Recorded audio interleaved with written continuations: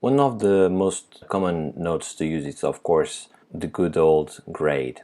And part of what we can do with it, we can simply match colors with it. I'm assuming that all of you know the old school technique, which is you sample the color you want to change, and then you check here on the gain the color of your destination. And if you do that, you can transform that color into the other one. So this is a very old school technique, but you know, sometimes old school it's often better than new school ways in a lot of situations. But even though we do this intuitively, from my experience, people don't really know what's really happening under the hood, and hopefully this will shed some light on these concepts. Basically, what's happening here, it's a divide multiplication in just one go inside of the grades. What we're saying is I want to divide the white point, the source, by our destination, and that result will be then multiplied by the actual source. And that's what's happening. We can see this in a different way here. If I have the yellow and I have the blue, same shade, if I do a division first and then I do a multiplication, I'm going to change this color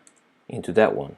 But look what's happening. I'm going to go to the simple one. Look what's happening if I have now pure colors. By pure colors, I'm talking about like red set to 1 and green set to 1 as well, and this one is just blue with 0 on the other one. So now if I want to do the same on this yellow, and if I say that I want to change this yellow, so I'm going to sample this with a white point, and I say I want to change this to blue, look what happens. This is what happens. So why this is not working all of a sudden? Why in this situation it worked, I could change, and not in this one? Exactly because of that internal divide multiply operation. Let me show you what's happening here. So now I have the exact same operation that happens inside, but I'm putting this in a more comprehensive way here. So let's not forget the values that we are dealing here. We have 1, 1 on red and green, and we have 0 here, and we have 0, 0 and 1. So as soon as we have some zeros, due to the nature of what a multiplication is and what a division is, we're going to have values that are going to be eventually multiplied by 0. So if we are dividing this red, which is 0, divided by 1, we're going to have 0. If you're going to have this 0 from green divided by 1, we're going to have 0 as well. And if we divide 1 by 0, we're going to have infinite. So because we have some zeros that we are using to divide, to do some divisions, we can see that already off the bat we are going to have some zeros immediately. And not only that, we're going to have that 0 being multiplied by something else. And we know that 0 multiplied by something else is going to be 0 always. So that's why here we're going to have zeros everywhere. That's why this method works sometimes, and in some other times it doesn't work. It's a divide multiplication. In terms of complementary operations, we can always have, of course, the minus plus. It's a different way. So, and we're not going to suffer from the same problem, necessarily speaking. So in this example, I have pure colors. If I minus one by the other, I'm going to have from blue to yellow. Why? Because here at this minus, look at the numbers that we have here. We have 1, 1 and minus 1 here. Those numbers will be added as an addition in this one. So this red is going to turn 1 because 0 plus 1 is 1, 1 plus 0 is 1, and minus 1 plus 1 is going to be 0. So we're going to have this and this turn out to be 1. So maybe this will also help you to look at things in a different way, but bottom line is, if the divide multiply doesn't work, you can always try the minus plus, and that's the bottom line. Okay, let's take a look at different complementary basic mathematical operations to achieve very, very different things and quite useful things as well.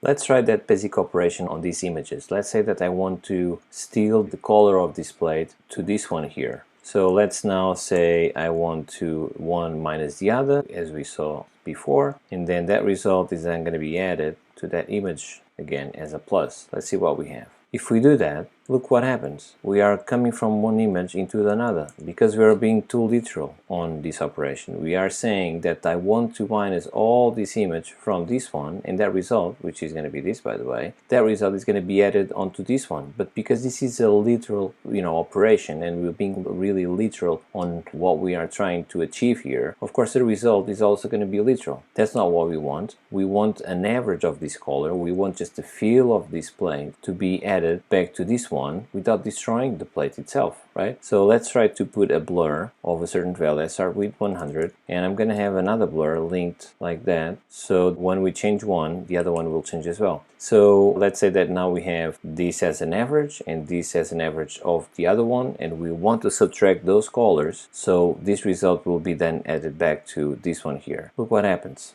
Yes, we do have the color, but we do have other things as well that we don't want. And that's not what we want. The more you blur it, the more average it will be. Maybe if you put the merge a little bit, maybe this will make it better, but not in this case because these values are being really crunched. And the reason is subtracting this area that has these values by this one here that has these values here. So the result in this region is going to be negative.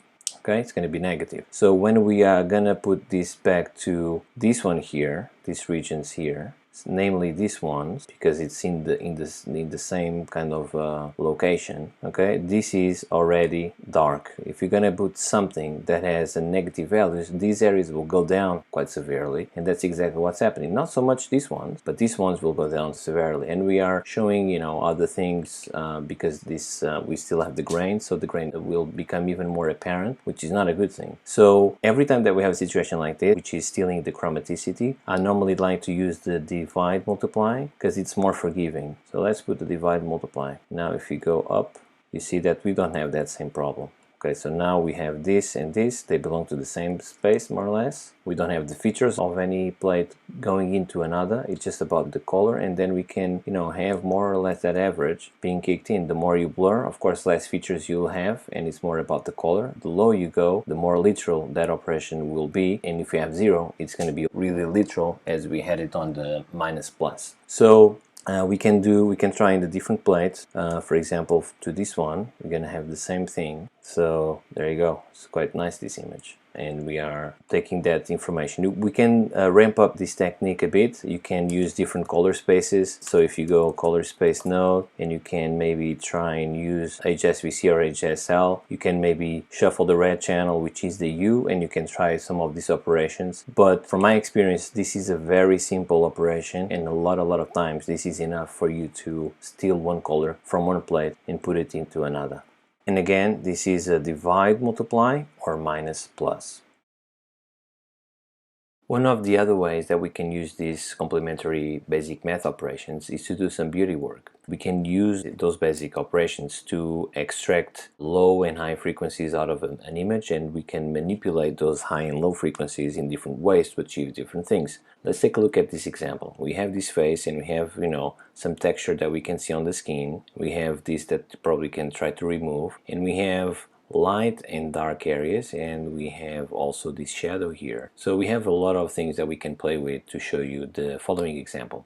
So to separate those frequencies, we can use a blur to start with, and let's put a blur like that with this value just to start with. And if we minus this by the actual image, you will see that we can separate some frequencies. Let's take a look. So this is something that we can consider high frequency because we have a lot of detail there. The more you go down with the blur, the more detail you're gonna have being shown to you. The more up you go, the less detail you're gonna have showing, but you have more, you know, broad areas with not so much detail but color information. And we're going to use that to our advantage. Let's say that we want to remove this part. So we're going to put something like this, and then to basically go back to the original image, we're going to use the complementary operation of a minus, which is a plus. So now we are back to our image exactly the same. But because there's a separation here, we can take this and do whatever work we need to do. So let's try to clean this with the clone tool.